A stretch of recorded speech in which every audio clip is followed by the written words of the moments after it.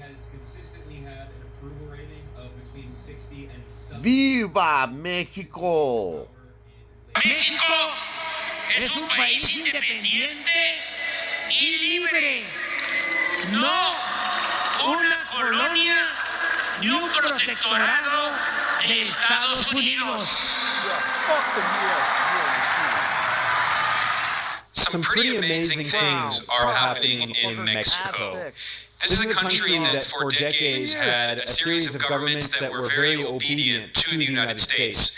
But the leftist president of Mexico, Andrés Manuel López Obrador, known as AMLO, AMLO, he has been speaking out very forcefully against the threats by the United States, the bullying by the United States. And more recently, this March, numerous U.S. politicians have been calling essentially for the U.S. military to invade Mexico. I should stress here that Mexico is one of the top three most important trading partners of the United States. They share a massive border.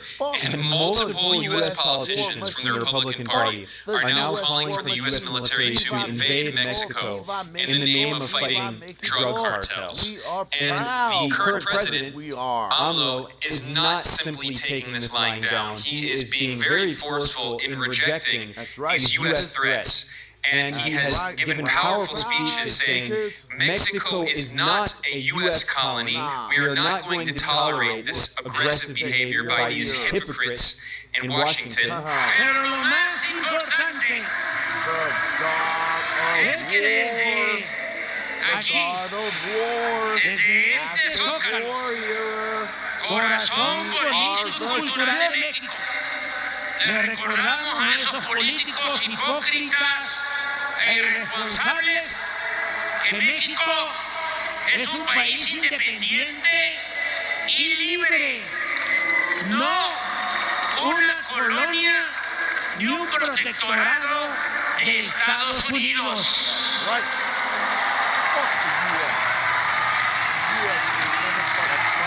Y que podrán amenazarnos con cometer cualquier atropello, pero jamás permitiremos que violen nuestra soberanía y pisoteen la dignidad de nuestra patria.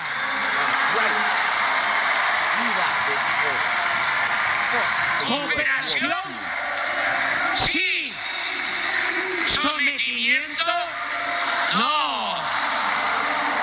Intervencionismo, no.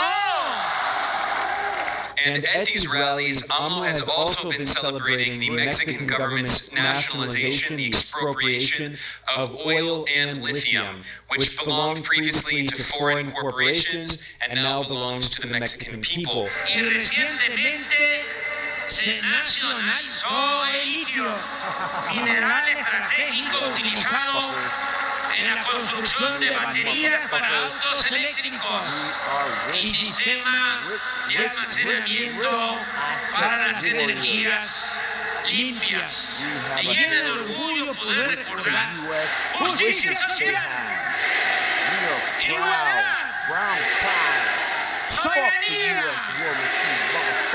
¡Viva la expropiación petrolera! ¡Viva los trabajadores y técnicos de antes y de ahora de la industria petrolera nacional! AMLO made those very forceful remarks on March 18th at a rally that he held in the center of Mexico City, which is known as the Zócalo, the main plaza, Constitution Plaza. And there he held an event honoring the 85th anniversary of the expropriation of oil by the former leftist president Lázaro Cárdenas. Video of the rally shows how enormous it was, just flooding downtown, the sea of people. The helicopter shots are absolutely incredible.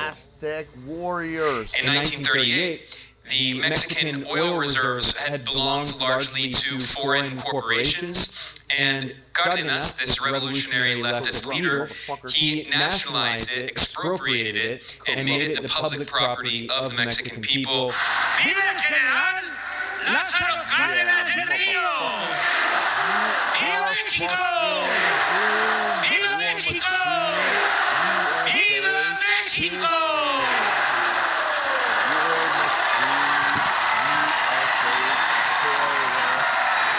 This has direct parallels to today because in 2022, the Mexican government nationalized lithium. The large lithium reserves in Mexico, which are being overseen by the state, publicly owned, and lithium has been referred to as the white gold. It is very important for developing renewable energy technology, batteries for all kinds of technologies like cars and computers and phones. And as a clear example of AMLO drawing parallels between the government of Cárdenas in the 1930s and his government today, he pointed out that after Cárdenas expropriated the oil wealth in Mexico in 1938, that millionaires requested a U.S. military intervention. And millionaires went and complained so the United States would invade Mexico to protect their companies. And then AMLO said, very sarcastically, he said, that sounds familiar. Los millonarios pedían que fuera la intervención. A los Estados Unidos fueron a poner su queja. That's what it was. That's a No suena, no suena, no suena. I wanted to talk about this today because I think it's very much worth the time. Mexico is the 10th most populous country on earth. It's a very important country, and there's so much racism in the United States that treats it as if it's not important, as if it's, just a U.S. colony. So it's really important to push back against that. I translated most of AMLO's speech into English, and I published it over at geopoliticaleconomy.com. I have a link in the description below. Today I'm going to show some clips, but I didn't want to show too many clips because I'm trying to make these videos shorter, not longer, and he spoke for an hour. And there's so many amazing things that he said in the speech, so you can go check out the translation there, and I will read some parts of the speech later on here. I also did another related episode recently looking at a speech that AMLO gave condemning the U.S. State Department for meddling in Mexico's internal affairs. And he said, Mexico is more democratic than the United States because the U.S. is run by the oligarchy. Yeah. Que hay más democracia actualmente en México que en Estados Unidos.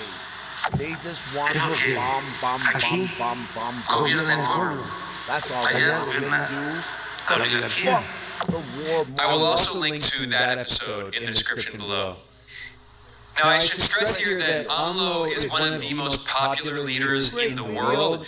He has consistently had an approval rating of between 60 and 70% since he came to power in late 2018. In December, he had a 72% approval rating, which is, just double the approval rating of most Western leaders. We should keep that in mind while we listen to the extremely aggressive rhetoric of U.S. politicians from Congress, considering the U.S. Congress has an 18% approval rating consistently.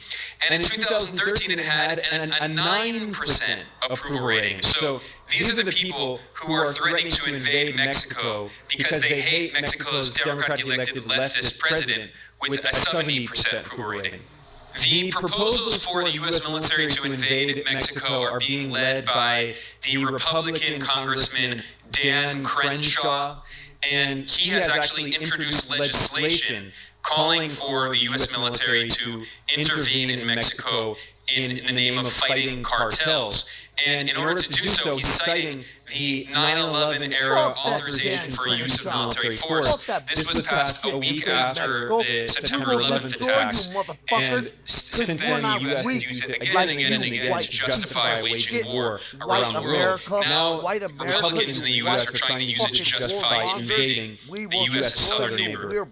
Dan Crenshaw published an insane article in USA Today calling for the U.S. military to invade Mexico, and he compared drug cartels to Osama bin Laden and Saddam Hussein, and he said that they are basically they're ISIS. He compared them to ISIS and Al-Qaeda and said that they're terrorist organizations. And he said that we need to target these narco-terrorists on all fronts, financially, with increased criminal penalties, and even militarily.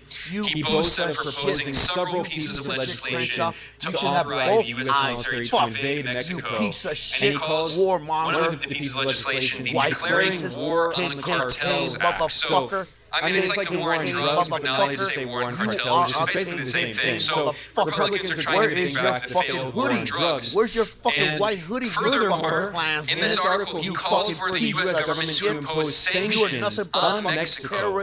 Again, its southern neighbor, its top three I want to stomp most all important over you. trading I want partner. to take your eye He's out, calling for to impose sanctions on Piece Mexico. of shit. So already 1/4 of the entire global population lives in countries that are illegally sanctioned by the U.S.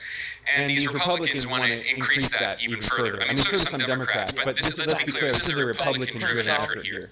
Crenshaw. In a press release on his website, this Congressman Dan Crenshaw claimed that Mexico is a failed narco state, and he called for waging war on the cartels and said we must start treating them like ISIS because that is who they are. The far-right Trumpist wing of the Republican Party is also totally on board with this call for war on Mexico, which is ironic because they've been trying to rebrand as supposedly anti-war, and Marjorie Taylor Greene, who is one of the most far-right fascistic politicians in the United States, who ironically again has tried to portray herself as anti-war, she's now calling for the U.S. military to wage war on Mexico. So this is always what fascists do. They claim to be opposed to certain wars, but that's because they want to wage war at home. She doesn't want the war in Ukraine. She wants the war in Mexico. She wants the war on the southern border, and she says that very clearly. Now, as an example of the weapons of mass destruction, WMD-style fake news propaganda that these Republicans are spreading, Marjorie Taylor Greene published a photo on Twitter of something weird like a ball wrapped in duct tape, and she claimed that it's an explosive found by Border Patrol agents, and she said that it was confirmed that it was brought in by the cartel. This changes everything, and then she says that the cartels are planting bombs on our land, in our country. Our U.S. military needs to take action against the Mexican cartels.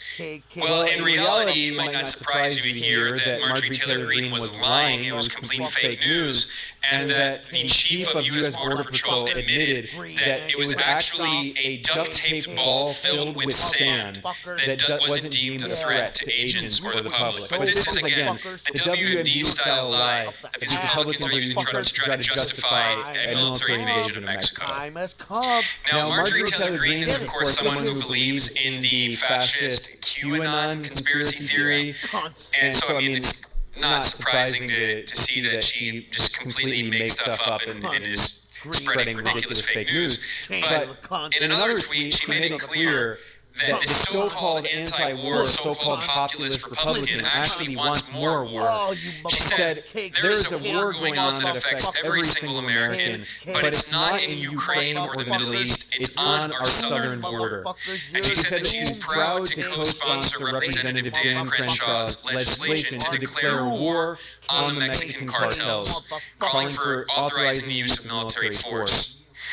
The Republican Senator Lindsey Graham is doing exactly the same thing. He gave a press conference in March in which he said, we are going to unleash the fury and might of the U.S. against these cartels. He's called for giving the U.S. military the authority to go after these organizations wherever they exist. He compared them to ISIS and Al-Qaeda and called them narco-terrorists. But the most insane call came from Donald Trump's former CIA director and former Secretary of State, Mike Pompeo, who famously said that as the head of CIA, we lied, we cheated, we stole. What's the cadet motto at West Point? You will not lie, cheat, or steal, and tolerate those who do. I was the CIA director. We lied, we cheated, we stole.